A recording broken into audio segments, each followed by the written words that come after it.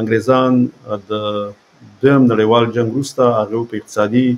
لحاظ یا له پلوه کمزوري شول، نو هغوی نو نشو کولی چې سب کانټیننټ چې بر صغیر ورته وایي چې په دې کې د اوسنی پاکستان، بنګال او هند شامل و، د دوی څخه دوی وتل. نو په هغه وخت کې دوی فیصله وکړه چې هند په دوو برخو باندې تقسیم کړي. نو په هغه وخت کې په دغه کې چې دی د په پښتونستان باندې په هغه وخت کې د خدای خدمتګارانو حکومتو، خو انګریزانو د ګاندي سره او د قائد اعظم سره داسې مشوره وکړه چې هند به په دوو برخو باندې تقسیمیږي، چې یو به چیرته چې د مسلمانانو اکثریت هغه به په پاکستان کې شاملېږي، او په کوم ځای کې چې هندوان زیات دي نو هغه به په هند کې شاملېږي، او په کوم ځای کې چې بیا د هغې نه به پوښتنه کېږي چې ګډوډ یې نه مخلوط دي چې د پاکستان سره غواړي شریک شي او که د هند سره. نو په هغه وخت کې په پښتونستان باندې چې د خدای خدمتګارانو حکومت هغه هم د کانګرس سره یو ځای و، نو دوی ته دغه چوایس یا دغه غوښتنه چې داسې ورته آزاده درېیمه غوښتنه ورته ورنه کړې شوه،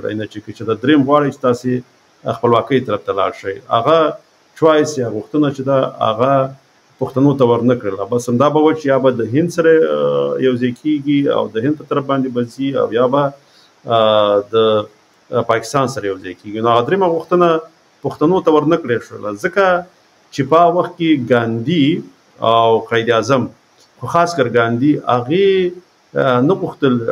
چې پرېکړه د قومونو په لحاظ باندې وشي او د قومونو په دغه باندې اکثریت باندې جغرافي تقسیم شي او هلته هیوادونه جوړ شي. ځکه په دې په خاطر باندې هغوی دغه د ګاندي په دې باندې ډارېدو که چېرته په قومونو باندې تقسیم وشي نو په هند کې به ډېر زیات نور هیوادونه د قومونو په لحاظ باندې جوړ شي. د هغوی دین خو هندو و، خو هلته مختلف قومونه اوسېدل، په هره جغرافیه کې مختلفې ژبې دي او مختلف قومونه دي، خو په هغې کې دغه چې دی دا ډېره ژبه چې پکې ویل کېږي هغه دغه هندي ژبه ده.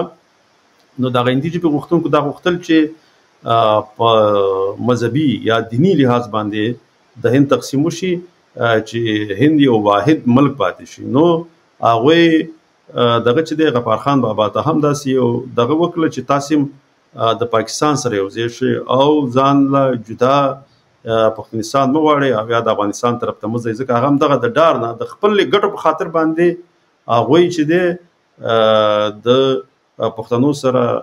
دغه یا دوکهبازي ورسره وکړه، مکاري ورسره وکړه، او د انګریزانو باندې دا ومنله چې هند باید په دوه نظریو، یعنې اسلامي او هندو نظریو باندې تقسیم شي، نه په دغه قومي لحاظ باندې او په ژبني لحاظ باندې باید تقسیم نشي. ځکه په ژبني لحاظ کې د ګاندي ډلې تاوان و. او بیا یو بل کار هم دا وشو چې د دغه سره د قائد اعظم او په هغه وخت کې لیاقت علي خان او هغه نور چې په مسلم لیګ کې وو، هغوی ورسره دا ومنله چې موږ به د پاکستان چې دغه نوی هیواد جوړېږي د دوی ژبه به اردو کړو، ځکه چې اردو او هندي یو شی دی په لیکلو کې سر فرق دی. زه همیشه دا خبره کوم. نو په دې باندې هغه خلک چې تقریبا د هند 340-400% جوړوي چې هغه هندي ژبه مورنۍ ژبه هندي ده، نو هغوی په دې باندې خوشحاله وي، ځکه پاکستان جوړېږي نو بیا به هم د هغوی رسمي ژبه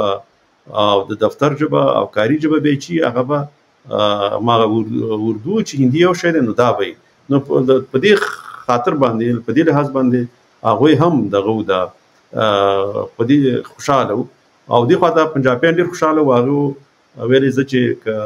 دغه څومره صوبې چې دي دا چې راځي په دې باندې انګریزانو سره دا منلې وه چې حکومت به پرې د پنجابیان وي، دلته به تسلط د یو قومي چې پنجابی به او پنجابی به چې دی هغه به بیا د انګریزانو او د امریکایانو واکمني دلته مني او د هغوی غوښتنې او د هغوی پالیسیګانې به پر مخ باندې وړي.